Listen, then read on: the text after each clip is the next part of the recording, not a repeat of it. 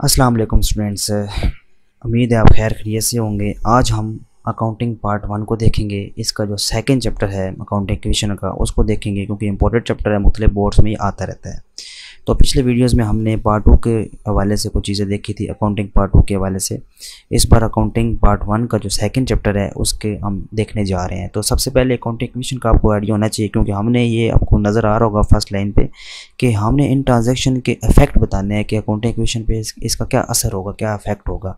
तो accounting question होता क्या है? अकाउंटिंग क्वेश्चन होती है assets is equal to liabilities plus owner equity.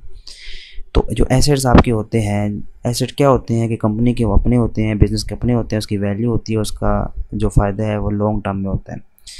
अब ये जो एसेट है कहाँ से आते हैं? तो ये एसेट की इक्वेशन मैंने अभी क्या बताई थी, accounting equation asset is equal to liabilities plus owner equity. यानी जो एसेट आते हैं या तो लायबिलिटी से आपके आ रहे होते हैं या तो ओनर इक्विटी या कैपिटल से आपके आते हैं।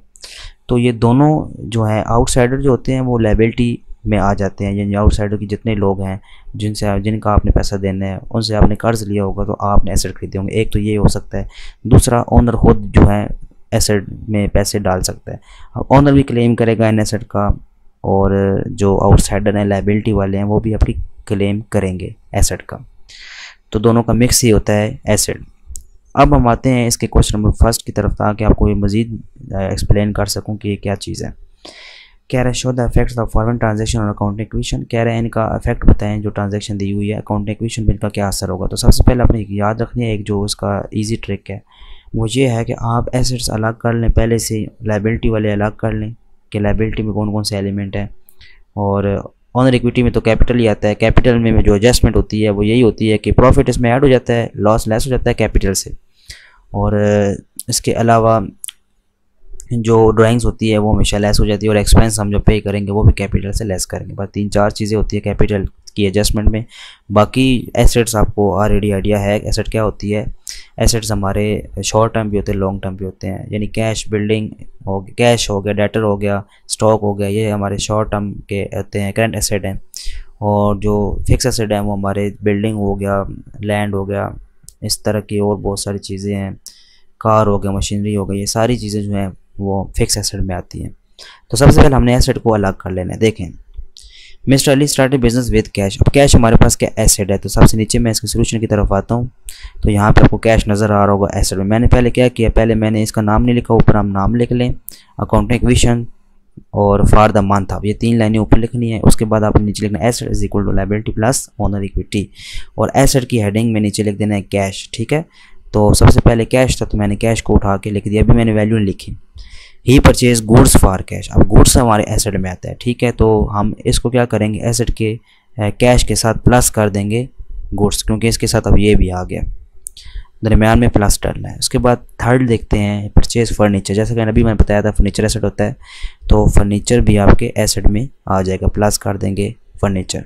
उसके बाद देखते हैं कोई और चीज़ है, ये sold goods for cash already लिख चुके हैं, ज़रूरत कोई नहीं है। ही पेड सैलरीज, ये खर्चा है। सैलरी पेड का लफ्ज़ जब भी आपको वर्ड नज़र आएगा तो समझे वो एक्सपेंस ही है, कुछ ना कुछ उसने दिया होता है। तो मीन यहाँ पे कुछ नहीं है लायबिलिटी साइड पे, लेकिन ऑन इक्विटी के नीचे क्या आता है, हमेशा कैपिटल आता है। तो हेडिंग्स हमारी कंप्लीट होगी। अब आते हैं इसकी ट्रांजैक्शन पे। Mister Ali started business with cash. Mister Ali ने कैश के साथ बिजनेस स्टार्ट किया। तो अब अगर क्योंकि डबल एंट्री सिस्टम इसमें फॉलो होता है, इसलिए अब देखें कैश के साथ स्टार्ट किया तो बिज़नेस में पैसा आ रहा है, कैश ऐड कर देंगे, ठीक है, कैश की हेडिंग में। और जब पैसा हम लगाते हैं, बिज़नेस में आ रहा है, लगा रहे हैं, तो वो क्या बन जाता है, कैपिटल। जब भी हम पैसे से बिज़नेस स्टार्ट करते हैं तो वो कैपिटल बनता है। एक तो कैश के नीचे हम लिख देंगे 1,68,000, और वहीं हम दूसरा, क्योंकि मैंने बताया डबल एंट्री सिस्टम को फॉलो करना होता है, तो दूसरा इफेक्ट इसका कहाँ पे जाएगा, सीधा कैपिटल में, क्योंकि वो जब लग जाता है तो क्या बन जाता है, कैपिटल बन जाता है। फर्स्ट ट्रांजेक्शन कंप्लीट हुई। सेकंड पे आते हैं, ही परचेज गुड्स फॉर कैश। उसने चीज़ें खरीदी और पैसे दिए। तो बहुत आसान है, कैश में से माइनस हो जाएगा क्योंकि पैसे दे रहे हैं, और चीज़ों में हमने जाकर ऐड कर देना है, क्योंकि हेडिंग्स हम बना चुके हैं सारी। कैश यहाँ पे हर ट्रांजैक्शन नई लाइन से स्टार्ट हो, मैंने इससे नहीं किया, इसके ऊपर मैंने नई लाइन से स्टार्ट किया। तो माइनस कर देंगे 26,000, प्लस हम चीज़ों में ऐड कर देंगे इसको 26,000। अब इसको कैलकुलेशन करेंगे तो 1,42,000, और ये 26,000 इसी तरह एज नीचे आएगा, क्योंकि इसके साथ ऊपर कोई चीज़ नहीं है, नीचे ले आएंगे इसको, और इसको भी नीचे ही ले आएंगे क्योंकि इसके साथ कोई कैलकुलेशन नहीं है। नेक्स्ट हमारे पास है ही परचेज फर्नीचर कॉस्टिंग 4000, उसने फर्नीचर ख़रीदा 4000 का। अब फर्नीचर ख़रीदा तो पैसे फिर जाएंगे और फर्नीचर हमारे पास आ रहा है तो फर्नीचर के नीचे हम ऐड कर देंगे नेक्स्ट लाइन से नई ट्रांजैक्शन, कैश 4000 से माइनस, और ये फर्नीचर है इसके बिल्कुल इसके सामने मैं प्लस कर दूंगा 4000, और ये इसी तरह एज इट ही नीचे चलता रहेगा। इसको कैलकुलेशन की तो ये हमारे पास आ गया जवाब 1,38,000। इसको एज इट लिखेंगे, इसके साथ और भी कैलकुलेशन नहीं है, इनकी सभी कैलकुलेशन है, इसको भी इसको नीचे ले आएंगे ऐड करके। अब नेक्स्ट पे आते हैं, ही sold goods for cash 6000 costing 3600, उसने चीज़ें बेची 6000 की, कॉस्टिंग यानी खुद कितने की आई हुई थी 3600 की। अब खुद आई हुई थी 3600 की, बेची कितने की 6000 की, दोनों का डिफरेंस लेंगे तो आएगा प्रॉफिट। तो अब यहाँ पे एक चीज़ गौर है करने वाली है कि ही सोल्ड गुड्स फॉर कैश, अब कैश कितनी आ रही है 6000 की, चीज़ें कितनी की जा रही हैं 3600 की, प्रॉफिट फिर कितना होगा, इन दोनों का डिफरेंस लेके जो भी आएगा 2400, वो हम फिर मैंने भी बताया था कैपिटल में ऐड होता है हमेशा। 6000 हमने कैश वाली हेडिंग में ऐड कर देनी, आपको नज़र आ रही होगी पहली वाली, और 3600 मैंने चीज़ों में से माइनस कर, जब चीज़ें बिकती हैं तो फिर माइनस हो जाती है, चली जाती है, और इन दोनों का डिफरेंस क्या था, प्रॉफिट था, वो कैपिटल में ऐड हो गया। अब इसके आखिरी ट्रांजैक्शन देखते हैं, सवाल एंड है। ही पेड सैलरी, उसने सैलरी दी। अब देखें सैलरी हम किसी को दे रहे हैं तो फिर हमसे पैसे ही जाएंगे, सैलरी पैसे में होती है, माइनस कर देंगे 2400 हम पैसों में से। और मैंने कहा ना जब पेड का लफ्ज़ जो एक्सपेंस ही होता है, और एक्सपेंस हमेशा माइनस होगा आपके कैपिटल से, यहाँ से, ठीक है, इस सेकंड चैप्टर से, यानी अकाउंटिंग इक्वेशन वाले चैप्टर में हमने इसको कैपिटल से माइनस करना है। एक तो ये पैसों में से माइनस हो जाएगा, दे रहे हैं सैलरी, और दूसरा कैपिटल से माइनस हो जाएगा। इनका दोनों का डिफरेंस लेंगे तो ये वाली वैल्यू आ जाएगी, बाकी इन दोनों को एज एट नीचे ले आएंगे, इनके साथ कैलकुलेशन यहाँ पे नीचे कुछ नहीं है।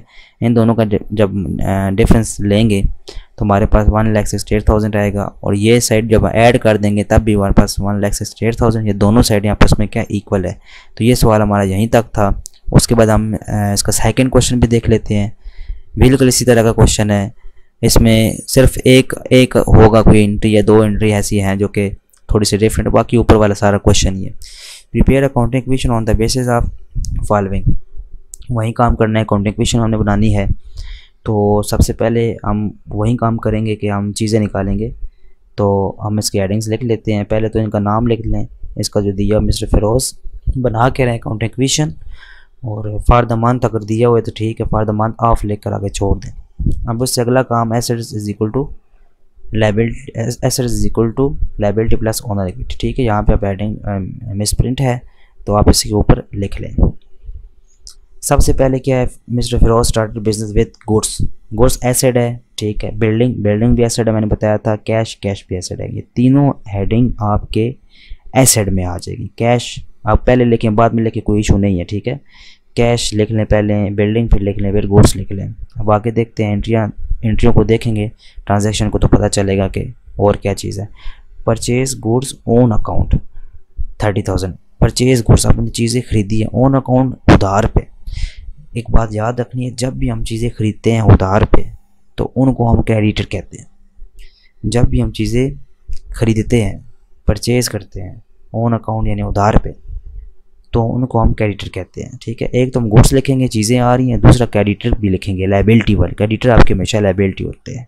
ये मैंने गुड्स की हेडिंग लिखी और ये लायबिलिटी साइड पे क्रेडिटर की हेडिंग लिखी। उसके बाद है sold goods on account for ₹40,000। Sold goods on, sold का मतलब कहते हैं बेचना, गुड्स ऑन अकाउंट का मतलब कहते हैं उधार पे।